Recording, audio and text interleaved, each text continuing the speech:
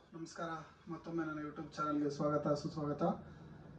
ನಾವು ಕಳೆ ವಿಡಿಯೋದಲ್ಲಿ ಅನಾಲಿಸಿಸ್ ಮಾಡ್ದಂಗೆ ನಮ್ಮ ಮೊದಲನೇ ಮ್ಯಾಚ್ ಇಂಡಿಯಾ ಹಾಗೂ ಬಾಂಗ್ಲಾದೇಶ್ ನಡುವೆ ಏನೇನಾಯಿತು, ಹೇಗೆ ಮ್ಯಾಚ್ ಆಯಿತು, ನಮ್ಮ ಇಂಡಿಯಾಗೆ ಏನು ಎಷ್ಟೊಂದು ಪಾಸಿಟಿವ್ ಸೈಡಲ್ಲಿ ಏನು ಹೇಗೆ ಓಪನ್ ಮಾಡಿದ್ದಾರೆ ಅಂತ ತಿಳ್ಕೊಳ್ತೋಗೋಣ.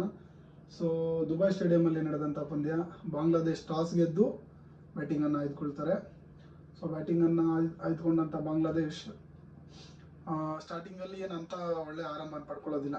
ಸೊ ಫಸ್ಟು ವಿಕೆಟೇ ಬೀಳ್ತಾ ಇರೋದ್ರಿಂದ ನಮ್ಮ ಮೊಹಮ್ಮದ್ ಶಾಮಿ ಅವರ ಕಾರ್ಯರೂಪ ದಾಳಿಯಿಂದ ಫಸ್ಟ್ ವಿಕೆಟ್ ಕಳ್ಕೊಂಡ್ಬಿಡ್ತಾರೆ. ಆ್ಯಕ್ಚುಲಿ ತುಂಬ ವಿಕೆಟ್ಸ್ ಲಾಸ್ ಆಗಿಬಿಡುತ್ತೆ, ರನ್ ಏನು ಆ ಥರ ಬರ್ತಾರಲ್ಲ. ಸೊ ಹಂಗೆ ಸಿಲುಕಿದಾಗ ಮತ್ತೆ ಬಾಂಗ್ಲಾದೇಶನ ಕಾಪಾಡೋದು ಹೃದಯ್ ಮತ್ತು ಜಸ್ಕರ್ ಅಲಿ. ಹೌದು, ಹೃದಯ್ ಮತ್ತು ಜಸ್ಕರ್ ಅಲಿ ಅವರ ಉತ್ತಮವಾದಂಥ ಪಾರ್ಟ್ನರ್ಶಿಪ್. ಆ್ಯಕ್ಚುಲಿ ಒಂದೆರಡು ನಮ್ಮ ತಂಡದ ಬೌಲಿಂಗ್ ವಿಭಾಗದಲ್ಲಿ ಚೆನ್ನಾಗಾಗುತ್ತೆ, ಫೀಲ್ಡಿಂಗ್ ವಿಭಾಗದಲ್ಲಿ ಒಂದಷ್ಟು ಸಣ್ಣ ಸಣ್ಣ ಮಿಸ್ಟೇಕ್ಗಳಾಗುತ್ತೆ, ಕುಂದುಕೊರತೆ ಆಗುತ್ತೆ. ಸೊ ಹಾಗಾಗಿ ರೋಹಿತ್ ಶರ್ಮಾ ಅವರ ಒಂದು ಕ್ಯಾಚ್ ಡ್ರಾಪ್ ಆಗುತ್ತೆ, ರಾಹುಲ್ ಅವರು ಕೂಡ ಒಂದು ಸ್ಟಂಪ್ ಬಿಡ್ತಾರೆ, ಪಾಂಡೆ ಅವರು ಕೂಡ ಒಂದು ಕ್ಯಾಚ್ ಡ್ರಾಪ್ ಮಾಡ್ತಾರೆ.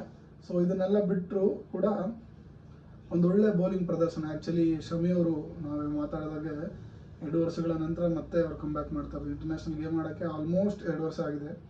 ಸೊ ಅವ್ರು ಬಂದಮೇಲೆ ಕೂಡ 5 ತಗೊಳ್ಳೋದು ಭಾಳ ಒಂದು ಇದಾಗುತ್ತೆ. ಸೊ ಹಾಗಾಗಿ ಒಂದು ಉತ್ತಮವಾದಂಥ ಪ್ರದರ್ಶನ ಮೊಹಮ್ಮದ್ ಶಮಿ ಅವ್ರದ್ದು ಕೂಡ. ಸೊ ಉತ್ತಮವಾದಂಥ ಪ್ರದರ್ಶನ ಅವ್ರ ಕಡೆಯಿಂದ ಬರುತ್ತೆ. ಅಕ್ಷರ್ ಪಟೇಲ್ ಅವರು ಒಳ್ಳೆ ಬೌಲಿಂಗ್ ಮಾಡ್ತಾರೆ. ಆಮೇಲೆ ಹರ್ಷಿತ್ ರಾಣಾ ಅವರು ಕೂಡ ಉತ್ತಮವಾದಂಥ ಬೌಲಿಂಗ್ ಮಾಡ್ತಾರೆ.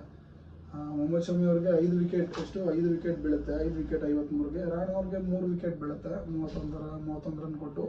ಅದು ಬಿಟ್ಟರೆ ಅಕ್ಷರ್ ಪಟೇಲ್ ಅವರು 2 ವಿಕೆಟ್ನ ತಗೊಳ್ತಾರೆ. ಅವ್ರದ್ದು ಕೂಡ ತುಂಬ ಚೆನ್ನಾಗಿ ಬೌಲಿಂಗ್ ಬೀಳುತ್ತೆ. ಸೊ ಇದರಲ್ಲಿ ಹೃದಯ್ ಅವರು ಸೆಂಚುರಿನ ದಾಖಲಿಸಿ ಬಾಂಗ್ಲಾದೇಶ್ ಅವ್ರಿಗೆ 222 ರನ್ನ ಪೇರಿಸ್ತಾರೆ.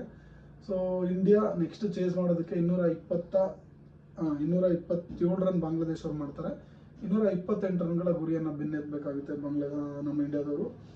ಸೊ ಇಲ್ಲಿ ಬರೋದು ಇಂಪಾರ್ಟೆಂಟ್ ಸಿನಾರಿಯೋ, ಇಲ್ಲಿ ಬರೋದು. ಸೊ ಈಗ ಏನಾಗುತ್ತೆ, ರೋಹಿತ್ ಶರ್ಮಾ ಮತ್ತು ಶುಭ್ಮನ್ ಗಿಲ್ ಅವರ ಆಗಮನ ಆ್ಯಸ್ ಅನ್ ಓಪನಿಂಗ್ ಪೇರ್ ಆಗಿ ಇವರಿಬ್ಬರು ಕಣಕ್ಕಿಳಿದಾಗ ರೋಹಿತ್ ಶರ್ಮಾ ಅವರ ಒಂದು ಅಗ್ರೆಸಿವ್ ನೇಚರ್. ಇಲ್ಲಿ ರೋಹಿತ್ ಶರ್ಮಾ ಅವ್ರು ನೋಡಿರ್ಬೋದು ನೀವು, ಮೊನ್ನೆ ನಮ್ಮ ವರ್ಲ್ಡ್ ಕಪ್ಪಲ್ಲಿ ಕೂಡ ಅಷ್ಟೇ ಅವರು ಆಡಿದಂಥ ಆಸ್ಟ್ರೇಲಿಯಾ ವಿರುದ್ಧ ಆಡಿದಂಥ ಅಗ್ರೆಸಿವ್ ಇನ್ನಿಂಗ್ಸ್ ಆಗಿರ್ಬೋದು, ಇಲ್ಲ ಆ ಟೋಟಲ್ ಟೂರ್ನಲ್ಲಿ ರೋಹಿತ್ ಶರ್ಮಾ ಅವರ ಮೈಂಡ್ಸೆಟ್, ಅದೇ ಮೈಂಡ್ಸೆಟ್ನ ಇಲ್ಲೂ ಚಾಂಪಿಯನ್ಸ್ ಟ್ರೋಫಿಯಲ್ಲಿ ಕೂಡ ತಂದಿರೋದು ಒಂದಷ್ಟು ಗಮನಿಸ್ಬೋದು ನೀವು. ನಾನಂತೂ ಅದೇ ಮೈಂಡ್ಸೆಟ್ನ ಗಮನಿಸಿದೆ. ಯಾಕಂದರೆ ಶುಭ್ಮನ್ ಗಿಲ್ ಹೊಸಬರಾಗಿರೋದ್ರಿಂದ ಸೊ ಅವ್ರಿಗೆ ಯಾವುದೇ ಥರದ ಒಂದು ಪ್ರೆಷರ್ನ ಹ್ಯಾಂಡಲ್ ಮಾಡೋಕ್ಕೆ ಬಿಡಲಿಲ್ಲ. ಸೊ ರೋಹಿತ್ ಶರ್ಮಾ ಅವರು ಪ್ರೆಷರ್ನ ತೊಗೊಂಡ್ರು ಸ್ಟಾರ್ಟಿಂಗಲ್ಲಿ, ನ್ಯೂ ಬಾಲಲ್ಲಿ ಏನಾದರೂ ಆ ಥರ ಆದರೆ ಸಿನಾರಿಯೋ ಬಂದರೆ ಅಂತ. ಸೊ ರೋಹಿತ್ ಶರ್ಮಾ ಅವರ ಆ ಬ್ಯಾಟಿಂಗ್ ಏನು ಹೇಳುತ್ತೆ ಅಂದರೆ, ಹೊಸ ಹುಡುಗನ ಮೇಲೆ ಪ್ರೆಷರ್ ಹಾಕ್ದಿರ ಅವರು ತಮ್ಮ ಮೇಲೆ ಪ್ರೆಷರ್ ಹಾಕಿ ಶುಭ್ಮನ್ ಗಿಲ್ನ ಸೆಟ್ಲ್ ಹಾಕ್ಬಿಟ್ರು. ಸೊ ಏನು ಮಾಡಿದ್ರು, ಶುಭ್ಮನ್ ಗಿಲ್ ಅವ್ರನ್ನ ಲಾಸ್ಟ್ವರೆಗೂ ಆಡೋ ಥರ ಮಾಡಿದ್ರು. ಸೊ ರೋಹಿತ್ ಶರ್ಮಾ ಅಗ್ರೆಸಿವ್ ಗಾಡಿ ಒಂದು 40-41 ರನ್ ಪೇರಿಸಿ ಔಟ್ ಆಗಿಬಿಡ್ತಾರೆ. ಈಸಿಯಾಗಿ ಅವರು 50 ಮಾಡ್ಕೊಬೋದಾಗಿತ್ತು, ಬಟ್ ಅದು ಮಾಡೋ ಬರದಲ್ಲಿ ಮೇಲೆ ಹೊಡೆಯೋಣ ಅಂತ ಹೋಗಿ ಔಟ್ ಆಗೋದು, ಅದೆಲ್ಲ ಒಂದು ಅಗ್ರೆಸಿವ್ ನೇಚರ್ನ ತೋರಿಸ್ತಾರೆ. ಅದು ಒಳ್ಳೆ ವಿಚಾರ. ಆ್ಯಕ್ಚುಲಿ ಇಂಡಿಯನ್ ಪಾಯಿಂಟ್ ಆಫ್ ವ್ಯೂಗೆ, ಇಂಡಿಯನ್ ಇದಕ್ಕೆ ತುಂಬ ಒಳ್ಳೆ ವಿಚಾರ. ಸೊ ಹಾಗಾಗಿ ನಿಮಗೆ ಗೊತ್ತಿದ್ದಂಗೆ ಶುಭ್ಮನ್ ಗಿಲ್ನ ಸೆಂಚುರಿ ಮಾಡ್ತಾರೆ. ಕೊಹ್ಲಿ ಅವರು ಕೂಡ ಬಂದು ಒಂದಷ್ಟು ರನ್ ಚೆನ್ನಾಗಿ ಬ್ಯಾಟ್ಗೆ ಹಾಕ್ಕೊಂಡಿದ್ದಾರೆ. ಸೊ ಅದು ಒಂದು ಉತ್ತಮವಾದಂಥ ಪಾಯಿಂಟು ಕೊಹ್ಲಿಗೆ. ಸೊ ಅದಾದಮೇಲೆ ನಮ್ಮ ರಾಹುಲ್ ಕೆ ಎಲ್ ಆರ್ ಅವರ ಒಂದು 41 ರನ್ಗಳ ಏನು ಆಟ ಇದೆ, ತುಂಬ ಚೆನ್ನಾಗಿದೆ, ತುಂಬ ಚೆನ್ನಾಗಿ ಆಡಿದ್ರು. ಅವರು ಕೂಡ ಸೆನ್ಸಿಬಲ್ ಆಗಿ ಆಡಿದ್ರು. ಅದು ಫಿನಿಶಿಂಗ್ ವಿತ್ 6 ಇದ್ದಂಥದ್ದನ್ನ ಎತ್ತಿ ಏನಂತಾರೆ ಫೈನ್ ಲೆಗ್ ಏರಿಯಾಗೆ ಪುಲ್ ಮಾಡಿ ನೀಟಾಗಿ ಫೈನ್ ಲೆಗ್ ಅಲ್ಲ ಸ್ಕ್ವೇರ್ ಲೆಗ್ ಮೇಲೆ ನೀಟಾಗಿ 6 ಹೊಡಿತಾರೆ. ಸೊ ಇಂಡಿಯಾ ಜೈ ಬರುತ್ತೆ. ಆ್ಯಕ್ಚುಲಿ ಇನ್ನೊಂದು ವಿಚಾರ ಏನು ಮಾತಾಡಬೇಕು ಅಂದರೆ, ಈಸಿಯಾಗಿ ಇಂಡಿಯಾಗೆ ಎತ್ಕೊತಾರೆ. ಶುಭ್ಮನ್ ಗಿಲ್ 101 ರನ್ ಹೊಡಿತಾರೆ. Rahul 41 run not out, Shubman Gill 101 run not out ಆಗ್ತಾರೆ. ಕೊಹ್ಲಿ 22 ರನ್ ಹೊಡಿತಾರೆ, ರೋಹಿತ್ ಶರ್ಮಾ 41 ರನ್ ಹೊಡಿತಾರೆ. ಓಕೆ, ಇಲ್ಲಿ ಇವಾಗ ನಮ್ಮದು ಇಂಪಾರ್ಟೆಂಟ್ ಸಿನಾರಿಯೋ ಏನು ಬರುತ್ತೆ, ನಮ್ಮ ಪೋಲಲ್ಲಿ ಆ್ಯಕ್ಚುಲಿ 4 ಟೀಮ್ ಇದೆ. ಈ 4ರಲ್ಲಿ ಯಾರು ಮೇಲೆ ಬರ್ತಾರೆ ಅವ್ರು ಕ್ವಾಲಿಫೈ ಆಗ್ತಾರೆ, ಹೌದಲ್ವಾ? ಸೊ ಇಂಡಿಯಾ, ಬಾಂಗ್ಲಾದೇಶು, ನ್ಯೂಜಿಲೆಂಡು ಮತ್ತು ಪಾಕಿಸ್ತಾನ. ಸೊ ಇಲ್ಲಿ ಈಗ ಆಲ್ರೆಡಿ ಇಂಡಿಯಾ ಮತ್ತು ಬಾಂಗ್ಲಾದೇಶಲ್ಲಿ ಇಂಡಿಯಾ ಗೆದ್ದಿದೆ. ನ್ಯೂಜಿಲೆಂಡು ಪಾಕಲ್ಲಿ ನ್ಯೂಜಿಲೆಂಡ್ ಜಯಗಳಿಸಿದೆ. ಇವಾಗ ನೆಕ್ಸ್ಟು ಇಂಡಿಯಾ ಮತ್ತು ನ್ಯೂಜಿಲೆಂಡ್ ಇದೆ, ಇಂಡಿಯಾ ಮತ್ತು ಪಾಕ್ ಕೂಡ ಇದೆ. ಸೊ ಇಲ್ಲಿ ನಮ್ಮ ಸಿನಾರಿಯೋ, ನಮ್ಮ ಪಾಸಿಬಿಲಿಟಿ ಬಗ್ಗೆ ಯೋಚನೆ ಮಾಡೋದಾದರೆ, ನಮ್ಮ ನಾಲ್ಕು ತಂಡ ನಮ್ಮ ಪೋಲಲ್ಲಿ ಏನಿದೆ, 4 ತಂಡದಲ್ಲಿ ನನ್ನ ಪ್ರಕಾರ ಇಂಡಿಯಾ ಆ್ಯಂಡ್ ನ್ಯೂಜಿಲೆಂಡ್ ತುಂಬ ಸ್ಟೇಬಲ್ ಇದ್ದಾರೆ ತಂಡ. ಆ್ಯಕ್ಚುಲಿ ಇಂಡಿಯಾಗೆ ಬೂಮ್ರಾದ ಒಂದು ಆಬ್ಸೆನ್ಸ್ ಬಿಟ್ಟರೆ ನ್ಯೂಜಿಲೆಂಡ್ ತುಂಬ ಚೆನ್ನಾಗಿದೆ. ಅವ್ರದ್ದು ಬೌಲರ್ಸು ಫಾರ್ಮಲ್ಲಿದ್ದಾರೆ, ಬ್ಯಾಟ್ಸ್ಮನ್ಸು ಚೆನ್ನಾಗಿದ್ದಾರೆ, ಫೀಲ್ಡಿಂಗ್ ಅಂತೂ ಮಾತಾಡೋಂಗೆ ಇಲ್ಲ. ನೀವೇ ನೋಡೋದಂಗೆ ಗ್ಲೆನ್ ಫಿಲಿಪ್ಸ್ ಬೆಂಕಿಯ ಫೀಲ್ಡರ್ ಅವರು. ನನ್ನ ಪ್ರಕಾರ ನಮ್ಮ ಈಗಿನ ಜನ್ರೇಷನ್ನ ಜಾಂಟಿ ರೋಡ್ಸ್ ಅಂತ ಕರೆದ್ರೂ ತಪ್ಪಾಗೋಕ್ಕಿಲ್ಲ.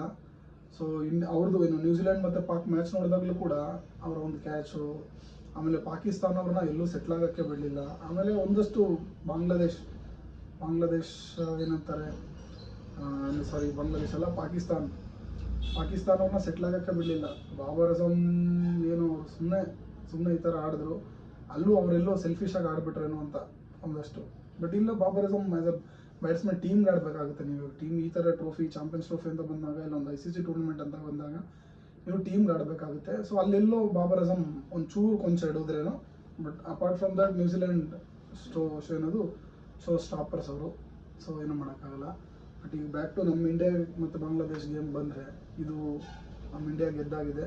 ಸೊ ನಾಳೆ ಇನ್ನೊಂದೇನು ವಿಶೇಷ ಅಂದರೆ ಇಂಡಿಯಾ ಮತ್ತು ಪಾಕ್. ಸೊ ನಾಳೆ ಇರತಕ್ಕಂಥ ಇಂಡಿಯಾ ಮತ್ತು ಪಾಕ್ ಮ್ಯಾಚ್ ಏನಿದೆ ಅದು ತುಂಬ ಕುತೂಹಲ ಮೂಡಿಸುತ್ತೆ. ಯಾಕಂದರೆ ಚಾಂಪಿಯನ್ಸ್ ಟ್ರೋಫಿಯಲ್ಲಿ ಆ್ಯಕ್ಚುಲಿ 3-2 ಇದ್ದೀವಿ ನಾವು. ಪಾಕಿಸ್ತಾನವ್ರು 3 ಬಾರಿ ಗೆದ್ದಿದ್ದಾರೆ, ಇಂಡಿಯಾವ್ರು 2 ಬಾರಿ ಗೆದ್ದಿದ್ದಾರೆ. ಸೊ ಈ ಬಾರಿ ಗೆದ್ದು ಇಂಡಿಯಾವರು 3 ಆಲ್ ಮಾಡ್ತಾರೆ ಅಂತ ನಾನು ಹೇಳ್ತಾ ಇದ್ದೀನಿ. ಸೊ ಅದೇ ಥರ ಅವರು ಕೂಡ 100 ಪರ್ಫಾರ್ಮ್ ಮಾಡ್ತಾರೆ. ಸೊ ಲಾಸ್ಟ್ ಟೈಮ್ ನಾವು ಚಾಂಪಿಯನ್ಸ್ ಟ್ರೋಫಿಯಲ್ಲಿ ಮೀಟ್ ಆದಾಗ 2017 ಇಂಡಿಯಾದವರು ಅಂದರೆ ನಮ್ಮ ತಂಡ ನಾವು ಸೋತೋಗಿದ್ವಿ. ಸೊ ಈಗ ನಾಳೆ ನಡೀತಕ್ಕಂಥ ಮ್ಯಾಚ್ ದುಬೈಯಲ್ಲಿ ಇಂಡಿಯಾ 100% ಗೆಲ್ಲುತ್ತೆ. So let's out for the best ಅಂತ ಹೇಳ್ತಾ, ಈ ಒಂದು ಏನು ಬಾಂಗ್ಲಾದೇಶ್ ವಿರುದ್ಧ ಗೆಲುವು ಇಂಡಿಯಾಗೆ ಕಾನ್ಫಿಡೆನ್ಸ್ ಅಂದ್ಕೊಟ್ಟಿದೆ.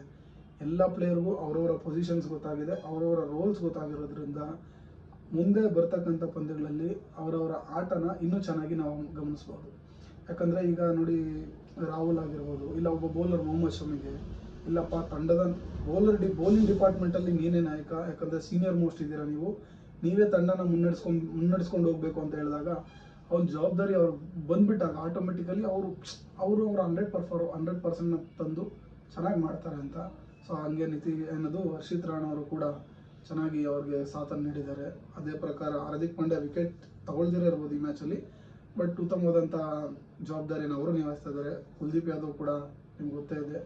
ಸೊ ಇದೆಲ್ಲ ಈಗಿನ ಒಂದಷ್ಟು positives of India versus Bangladesh match. Next ನೋಡೋಣ ಪಾಕಿಸ್ತಾನ ವಿರುದ್ಧ ಹೇಗಾಗುತ್ತೆ ಅಂತ. ಬಟ್ ನಾಳೆ 2 ಗಂಟೆಗೆ ಸ್ಟೇ ಟ್ಯೂನ್ಡ್. ಸೊ ಎಲ್ಲರೂ ನೋಡಿ ಪಂದ್ಯನ. ಸೊ ನಾನು ನೋಡ್ತೀನಿ. ನನಗೆ ಅದರಲ್ಲಿ ಏನೇನು ಮೇಜರ್ ಇವೆಂಟ್ಸ್ ಅನಿಸುತ್ತೆ ನಾನು ಖಂಡಿತವಾಗ್ಲೂ ನಾನು ಕವರ್ ಮಾಡಿ ಮುಂದೆ ಬರ್ತೀನಿ. ಸದ್ಯಕ್ಕಿಷ್ಟೇ. ಲೈಕ್, ಶೇರ್ ಮತ್ತು ಸಬ್ಸ್ಕ್ರೈಬ್ ಮಾಡೋದನ್ನ ಮರಿಬೇಡಿ. Thank you so much. ಸಿಗೋಣ ಮುಂದಿನ ವಿಡಿಯೋದಲ್ಲಿ. ಇಂಡಿಯಾ ವರ್ಸಸ್ ಪಾಕಿಸ್ತಾನ್ ಮರಿಬೇಡಿ. Tata, by.